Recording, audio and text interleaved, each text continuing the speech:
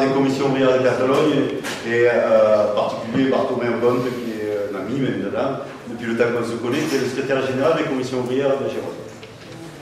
Mais avant de démarrer dans la continuité de ce matin, en même temps que j'écoutais le débat, j'ai eu le sentiment qu'il fallait revenir 2 secondes sur un élément. On a vu ce matin comment se construisait, parce que l'histoire sert à ça, à regarder comment on a fait, à regarder la trajectoire et à se projeter sur la suite et sur l'avenir.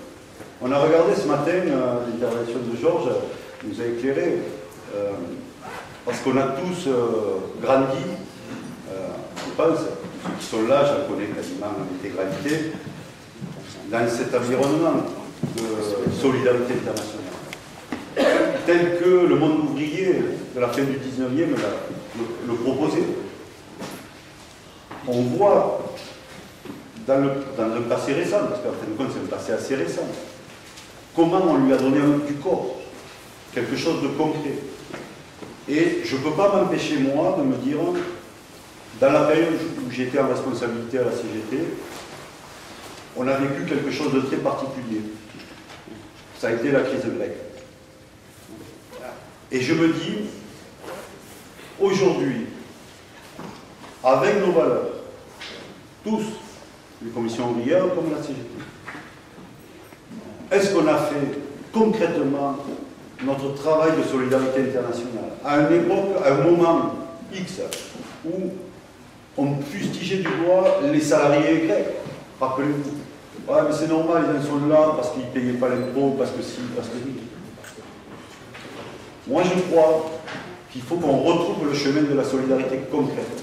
Je le dis parce qu'à cette époque-là, en tant que secrétaire général de la CGT 66, j'avais proposé qu'on fasse plus et plus fort, y compris avec la région CGT, où on aurait pu. Parce que, et on va vous en parler, il faut concrétiser, il faut rendre tangible aux salariés, tous les salariés, notre notion de solidarité internationale. Pas, je vais mordre le trait, pas seulement de prendre un coin de table et d'écrire un communiqué de soutien. On sait tous le faire, tous. Mais ça, c'est le minimum. Mais derrière, concrètement, qu'est-ce qu'on fait, qu'est-ce qu'on a fait et qu'est-ce qu'on aurait pu faire? Il faut revenir à cette notion-là.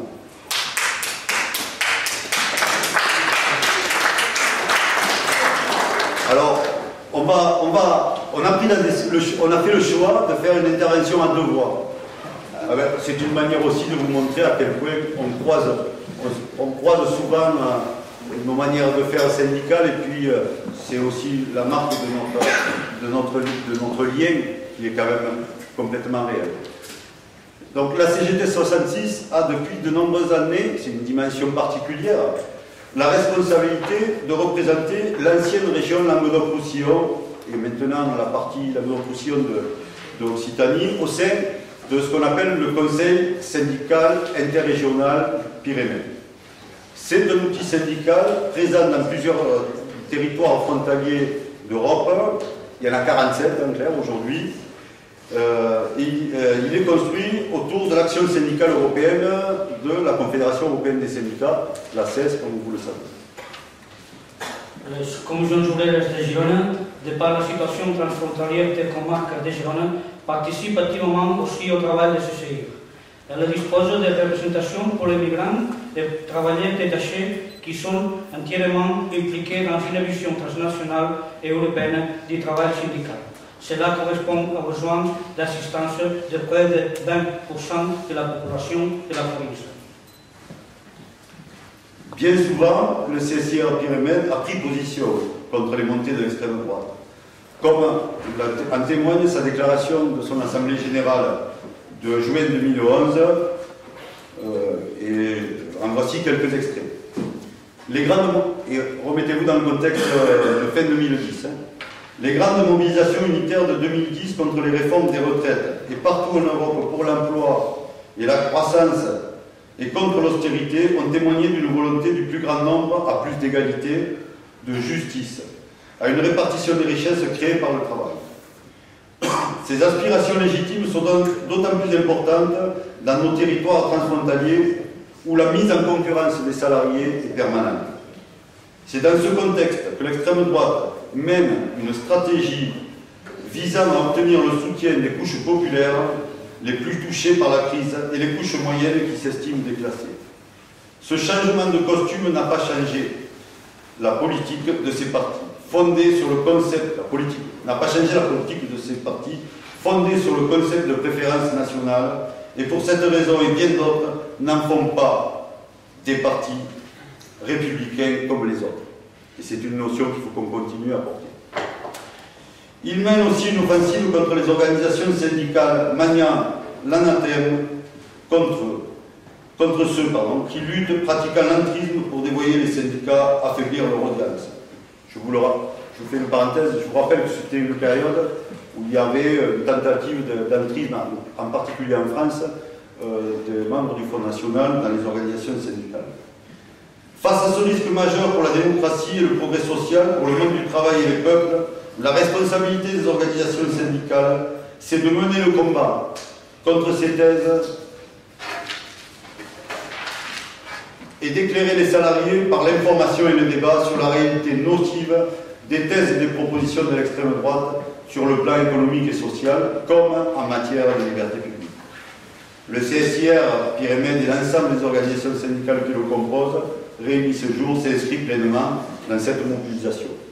Quand on relit aujourd'hui, 8 ans plus tard, quasiment, cette déclaration, on a l'impression qu'elle a été écrite hier. Néanmoins, le lien étroit entre la CGT française et les commissions de Catalogne est en particulier au Girona, qui est limitrophe avec le Pyrénées oriental, existant depuis de nombreuses décennies. Ainsi, il est quasi systématique que nos deux organisations s'invitent mutuellement lors de nos congrès ou des événements de la vie des organisations. J'ai vu le secrétaire général participer, mais avec d'autres camarades, au 50e anniversaire, par exemple, des commissions ouvrières de Catalogne, au nom de la CGT, comme les commissions ouvrières sont venues à de nombreuses reprises pour des initiatives, je pense aux 120 ans de la CGT ou lors d'expositions et de débats CGT dans le cadre, par exemple, de Bizaor, le festival de photoreportage international de Perpignan. Mais bien plus que notre proximité institutionnelle, ce sont bien les événements revendicatifs que nous aimons partager aussi. Le souvenir des manifestations à Perpignan avec une délégation des commissions ouvrières et inversement des manifestations à Girona ou Barcelone avec des camarades de la CGT sont suffisamment nombreuses pour les énumérer toutes. Il est bien évident que quand le sujet concerne l'Europe comme 2010, contre les effets dévastateurs des politiques d'austérité suite à la crise financière de 2008, ont poussé la Confédération européenne syndicale à appeler à agir aux frontières. C'est nos deux organisations qui sont celles qui ont organisé les manifestations d'Iportu, la Junquera, du 29 septembre 2010. Nous sommes de tous les combats de zones frontalières, comme à Bourbon et Cervère, autour des enjeux de transport et d'environnement. Notre amitié syndicale, le partage des valeurs communes du syndicalisme révolutionnaire sont un bagage utile pour les salariés, tous les salariés, quels qu'ils soient leur origine.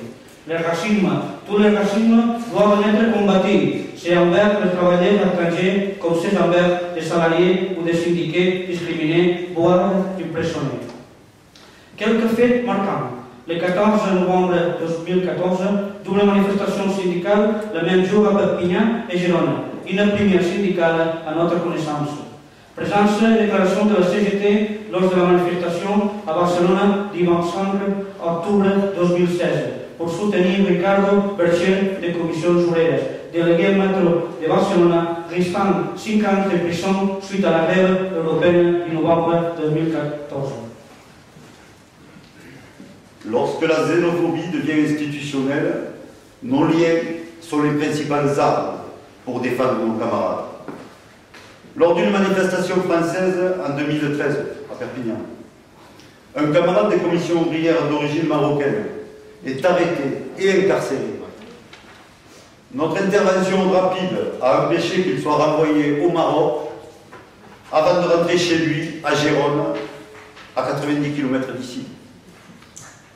Et je le dis je le dis en toute tranquillité, l'État français, si nous n'intervenons pas au plus haut niveau, c'est-à-dire auprès directement du préfet des Pyrénées-Orientales, la machine à broyer, via le centre de rétention administrative, est en marche. Extrait du courrier envoyé au Premier ministre et à la ministre de la Justice ainsi qu'au ministre de l'Intérieur. Juste pour vous rappeler, 2013, c'était qui le ministre de l'Intérieur? Manuel Valls. Ah oui. Et les commissions ouvrières, courrier envoyé par la CGT et les commissions ouvrières en 2013. Récemment, mardi 10 septembre, une délégation de 15 syndicalistes des commissions ouvrières de Gironde était invitée à la manifestation intersyndicale de Perpignan. Le véhicule conduit par le responsable immigration et solidarité des commissions ouvrières de Gironde, Yasser Sadoun, de nationalité marocaine, a été arrêté au péage du Boulou. Malgré la présentation de son document d'identification pour étranger, c'est une pièce officielle en Espagne, permettant de se déplacer dans l'espace Schengen, et ses explications sur les raisons de son déplacement, notre camarade a été interpellé au faciès, ainsi que 8 autres extracommunautaires disposant de la résidence permanente en Espagne. Notre camarade a été détenu plus de 2 heures dans un climat agressif à suspicion de xénophobie, certains des documents signés par lui ne lui ayant pas été remis intentionnellement. Il a été interdit de tout contact avec un avocat, je vous laisse voir, ou son consulat, comme lui autorise pourtant le droit. Il a été photographié, fiché avec empreinte digitale comme un délinquant de droit commun. Bien que la procédure semble correspondre au droit français, elle est en contradiction complète avec le principe de libre circulation dans l'espace Schengen des salariés en situation régulière. Cet incident pose enfin la question de la réalité de liberté des échanges transfrontaliers très fréquemment utilisés ici, mais définis comme délictueuses par le droit français pour certains. Au-delà de son cas, le sort réservé plus largement aux salariés extracommunautaires en situation de travail régulière ou, du moins, à certains de ces salariés, en particulier originaires des pays du Sud, nous pousse à vous interpeller par ce courrier. Nos organisations protestent officiellement du sort qui a été fait à ces salariés, ainsi que l'utilisation quasi systématique de la mise en rétention administrative au CRA de Perpignan, de ces salariés pendant plusieurs jours avant d'être reconduits aux frontières. Vous vous doutez bien que nous n'avons jamais reçu de réponse. S'il ne fallait qu'une seule raison pour continuer à construire la solidarité entre nous, ce serait contre le fléau de la xénophobie et du racisme. Ce qui passe à côté de chez toi et ce qui peut arriver demain. N'attendons pas que les racistes soient présents partout pour les combattre partout et ensemble.